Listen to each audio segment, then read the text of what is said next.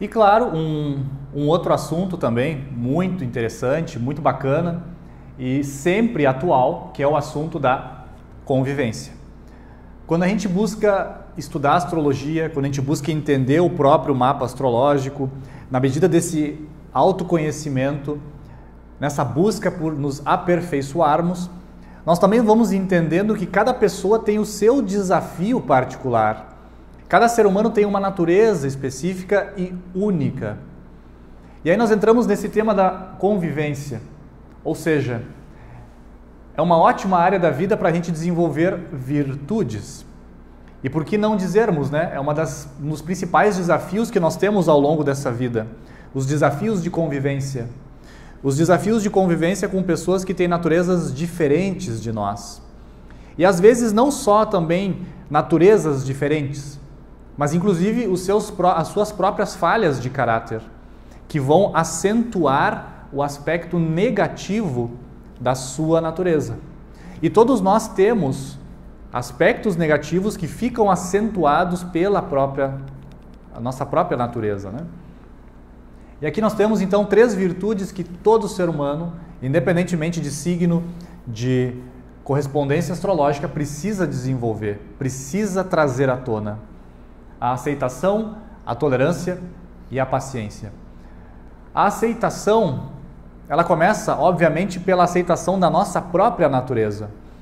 Se o ser humano ele não se aceita, se o ser humano ele não tem a humildade de reconhecer os aspectos positivos e negativos, ele não tem condições de aceitar o comportamento de outro ser humano. Então a aceitação é uma virtude que nós precisamos desenvolver. Na medida em que aceitamos melhor a nossa natureza e fazemos o nosso processo de transformação, nós vamos aceitar melhor os demais. E dessa forma nós vamos sendo também mais tolerantes com a nossa própria natureza, com o nosso próprio temperamento.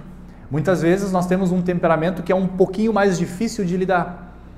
Se toleramos isso, obviamente, sem negligenciar algumas falhas de caráter, nós vamos tolerar melhor dos demais. E também a paciência como uma grande virtude, não só para ser desenvolvida, por exemplo, pelas pessoas que têm uma forte carga do signo de Áries, né? O signo de Áries é conhecido por ter muito ímpeto, iniciativa, ação. Numa via negativa pode cair numa agressividade, numa impaciência. Só que essa virtude da paciência não é só para os arianos, ou para uma pessoa que tem um ascendente em Áries, ou uma lua em Áries, ou um Mercúrio em Áries, ou uma casa 1 no seu mapa astrológico que é regido por Áries com muitos aspectos. Não, paciência é para todo ser humano, independentemente da natureza. E agora eu mostro para vocês aqui quais são as principais referências que eu vou utilizar nesse curso para vocês.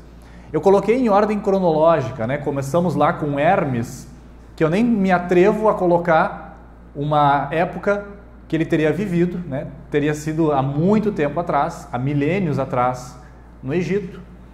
Passamos para o sábio Lao Tse, na China, Pitágoras, Hipócrates, o pai da medicina, que também tinha conhecimentos muito profundos de astrologia, o grande sábio fundador da Academia Platônica, Platão. Depois passamos para alguns filósofos aqui depois de Cristo, Sêneca, um filósofo estoico. Aqui nós temos os neoplatônicos, Plotino, Jâmblico.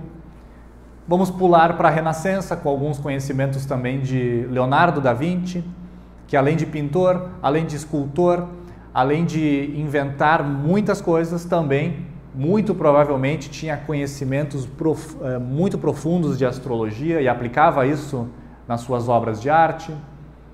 Paracelso, que era astrólogo, que era alquimista, também vamos trazer alguns conhecimentos dele aqui. Giordano Bruno, profundo ocultista, um grande filósofo que, como nós sabemos, foi morto pela Inquisição em 1600, foi torturado durante 7 anos e não se entregou. Também nós temos aí muitos conhecimentos legais desse sábio. Pulamos para o século XIX, onde nós temos aí uma influência muito forte do conhecimento teosófico. Já tinha comentado sobre Helena Blavatsky antes. as obras Doutrina Secreta, Isis Sem Véu e outras obras de Helena Blavatsky que também influenciaram bastante a elaboração desse curso. Então trago aqui Helena Blavatsky, Gina Rajadasa, Annie Besant, Alan Liu, que é um estudioso da astrologia dentro da teosofia.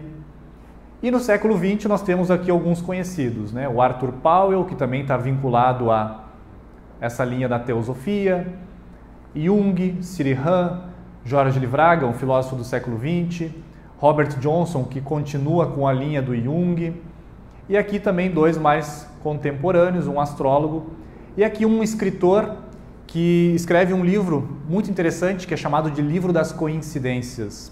Se quiserem adquirir, é um livro muito pequeno, no qual ele mostra as coincidências que existem aqui no nosso sistema solar, onde o movimento dos astros do sistema solar e a distância entre as órbitas desses planetas, curiosamente, formam figuras geométricas. Curiosamente, né? Então ele mostra, na sua forma, na sua medida, que sim, existe um pensamento divino por trás do surgimento do cosmos. Existe um pensamento divino atuando em todas as coisas. E esse pensamento divino estaria em tudo, né? E é justamente o ocultismo que se ocupa dessa busca pelo pensamento divino por detrás de todas as coisas. E aqui eu indico para vocês alguns autores, né, algumas obras, as principais obras que eu me baseei para elaborar esse curso. Já citei esse autor aqui, que é da linha da teosofia, ele trabalha com a linha da astrologia esotérica.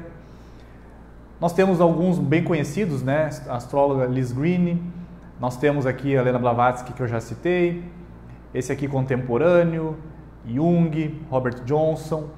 Aqui nós temos Dani Rudyard também, que é um excelente astrólogo.